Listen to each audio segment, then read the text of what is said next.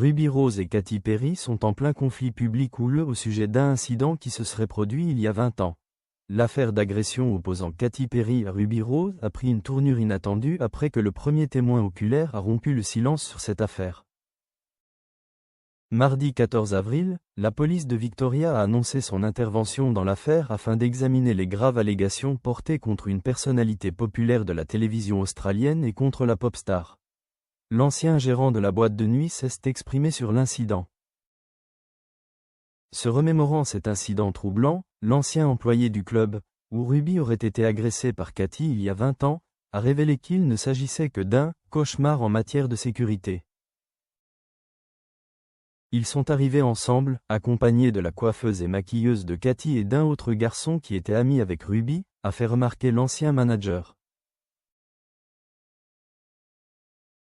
Il a ensuite raconté « C'était un cauchemar en matière de sécurité, car il y avait 600 personnes et Katy n'arrêtait pas de venir danser avec tout le monde et d'aller en plein milieu de la fosse. » Selon l'ancien manager, Katy et Ruby ont toutes deux passé la nuit dans un espace VIP réservé, appelé la bouteille du génie. Ils étaient au Génie Bottle, en train de boire un verre et tout ça, mais ils étaient surtout occupés à leurs affaires. Je n'ai pas eu connaissance d'une quelconque agression présumée ni de quelqu'un qui vomissait, a-t-il déclaré. Il a également mentionné que les deux stars étaient inconscientes et qu'elles étaient toutes deux ivres à ce moment-là. Cette information fait suite à l'annonce par la police australienne de l'ouverture d'une enquête contre Katy Perry après que Ruby Rose a affirmé que l'interprète du tube « Roar » l'avait agressée sexuellement il y a 20 ans.